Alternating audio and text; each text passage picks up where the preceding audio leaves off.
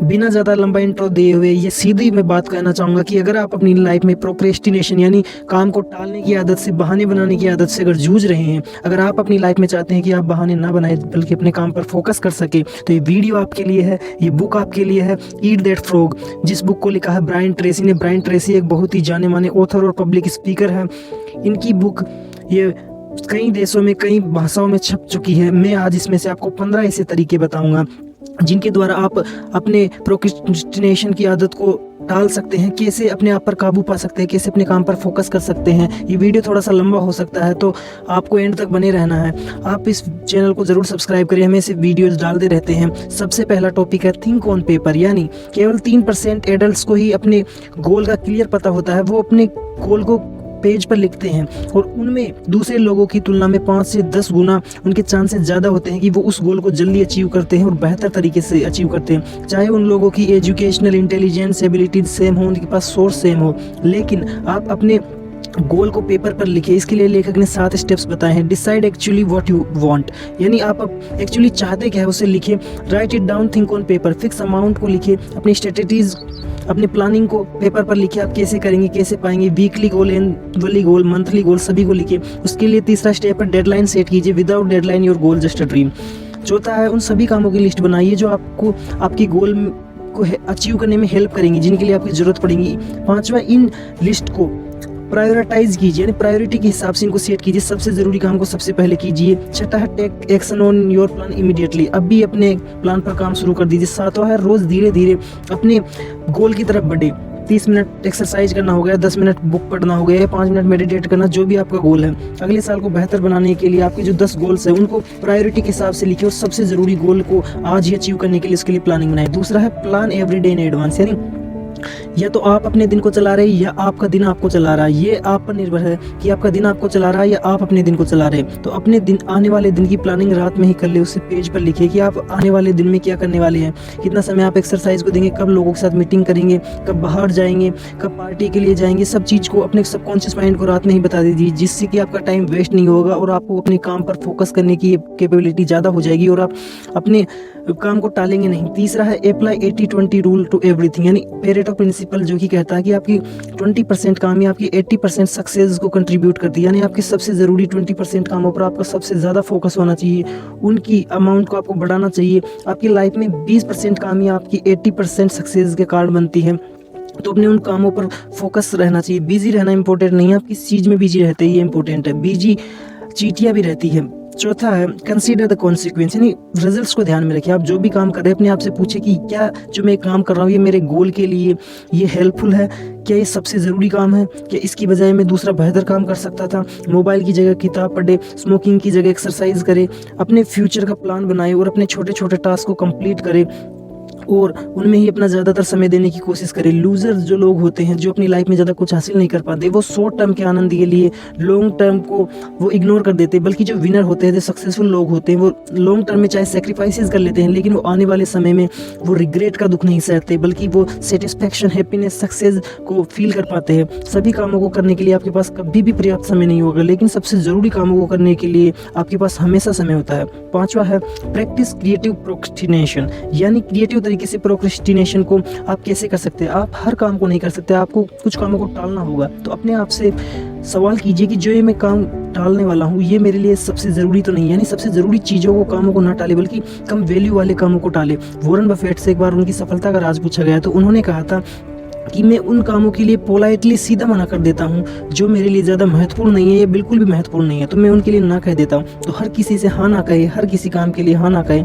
अगर आपका उस काम को करने में समय वेस्ट होता है, आपकी इच्छा नहीं है, तो सीधा पोलाइटली तरीके से आप ना भी कह सकते हैं। छठा है यूज़ द ABCDE मेथड, यानी ABCDE मेथड को आप कैसे यूज़ कर सकते हैं। सबसे ज़रूरी और सबसे इम्पोर्टेंट काम को आप सबसे पहले कर लीजिए। यानी इस बुक का जो हेडलाइन है, जो इसका थीम है, वो भी ईट दैट फ्रॉग है, यानी सबसे बुरे फ्रॉग को सबसे जल्दी खा लीजिए। यानी जो आपका सबसे ज़रूरी काम है उसके बारे में आप अगर बाद में आप चिंतित रहेंगे, अगर आप किसी मेंढक को खाना है तो उसे सबसे पहले खा लीजिए। अगर आप उसे खा लेंगे तो बाद में आपको उस काम का स्ट्रेस नहीं रहेगा। जैसे कोई काम होता है वो आपके लिए सबसे ज़रूरी भी है लेकिन वो कठिन होता है, तो उस काम को सबसे पहले कर लीजिए। अपने कामों को 5 तरह से कैटेगराइज करने के लिए ब्रायन ट्रेसी ने बताया कि ए यानी जो वेरी वेरी इंपॉर्टेंट टास्क होता है, मस्ट नीडेड, यानी किसी के साथ मीटिंग, आपके इन्वेस्टर के साथ, या आपको प्रेजेंटेशन देनी है, अपने कामों को आप A1 A2 में भी बांट सकते हैं अगर वो कुछ बहुत ही ज़्यादा ज़रूरी है। बी है शुड डू, यानी करनी चाहिए, जैसे ईमेल, मैसेजेस, फ़ोन कॉल्स, तो इनके बिना आप रह भी सकते हैं। पहले अपने मस्ट डू कामों को करिए। तीसरा है नॉट अफेक्टिंग योर लाइफ, जो सी कैटेगरी में आते हैं,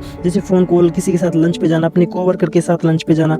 और डी कैटेगरी में वो आते हैं जिन कामों को आप डेलीगेट कर सकते हैं, जैसे बाजार से सब्जियां लाना, आप अपनी गाड़ी को धोना, दूसरा भी कोई वो काम कर सकता है। ई कैटेगरी में वो काम होते हैं जो बिना काम के काम होते हैं, उन आपकी लाइफ में, आपके गोल में कोई सेंस क्रिएट नहीं करता, जैसे सोशल मीडिया का यूज़, पार्टी करना, स्मोकिंग करना, बल्कि वो आपको नुकसान ही देंगे फ़ायदे के बजाय। तो अपने कामों को कैटेगराइज कीजिए और ए कैटेगरी के कामों को सबसे ज़्यादा फोकस और सबसे ज़्यादा समय दीजिए। 8वां है अप्लाई द रूल ऑफ 3, यानी 3 सबसे ज़रूरी कामों को आप अपनी लाइफ में अगर करेंगे तो वो आपकी सक्सेस में 90% कंट्रीब्यूट करेगा।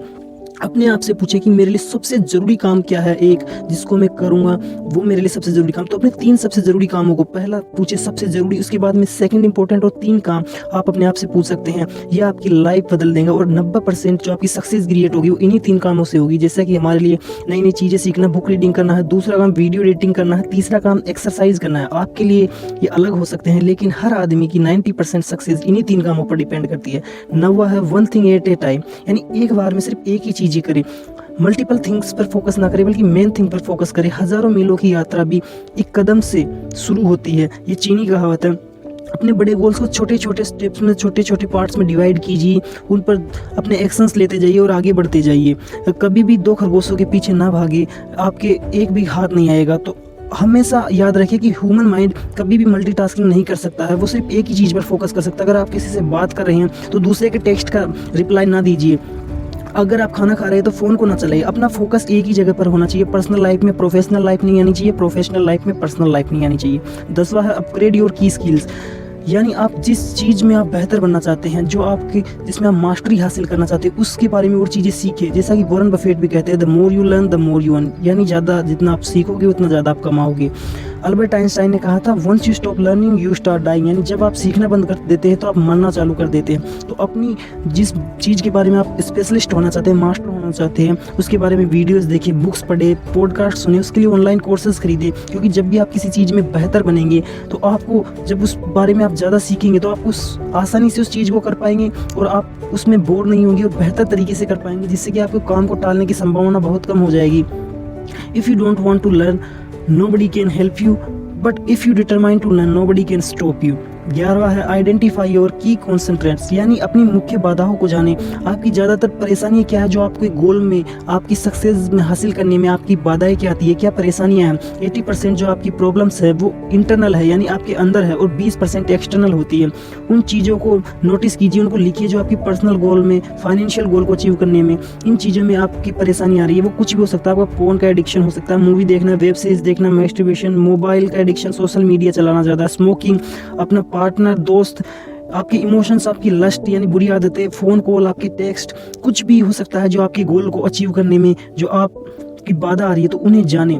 जो सक्सेसफुल लोग होते हैं वो हमेशा अपनी कमियों को स्वीकार करते हैं, उनको जानते हैं कि क्या उनमें कमी हो और उन पर काम करना शुरू करते हैं, ना कि दूसरों को ब्लेम करते। अपनी कमी को सबसे पहले एक्सेप्ट करें कि हाँ ये मुझ में कमी है और उस पर काम करना शुरू कर दीजिए, बल्कि दूसरे लोगों को ब्लेम ना करें। अब चलते हैं हम 12वें पॉइंट की तरफ, put the pressure on yourself, यानी अपने आप पर प्रेशर रखिए। कभी भी ये ना सोचे कि दूसरा कोई आएगा, फरिश्ता आएगा जो मेरी हेल्प करेगा और उसके बाद में मेरी लाइफ चेंज होगी। Nothing will change unless you will change, यानी जब तक कुछ भी नहीं बदलेगा जब तक आप खुद नहीं बदलोगे। ज़्यादातर लोग इंतजार करते हैं इकोनॉमी बदलेगी, सरकार बदलेगी, दूसरी पार्टी की सरकार आएगी, मैं मंडे से चालू करूँगा, मैं अगले महीने से चालू करूँगा, मैं नए साल से ये काम चालू करूँगा। कभी भी ये इसी गलतियाँ ना करें, अपने आप पर प्रेशर रखें। शुरुआत करने के लिए आपको महान होने की ज़रूरत नहीं है, लेकिन महान होने के लिए आपको शुरुआत करने की ज़रूरत होती है। अपनी कैपेबिलिटी से, अपनी एक्सपेक्टेशन से ज़्यादा काम करें। ऑफिस में 10 मिनट पहले जाए, 10 मिनट बाद में आए।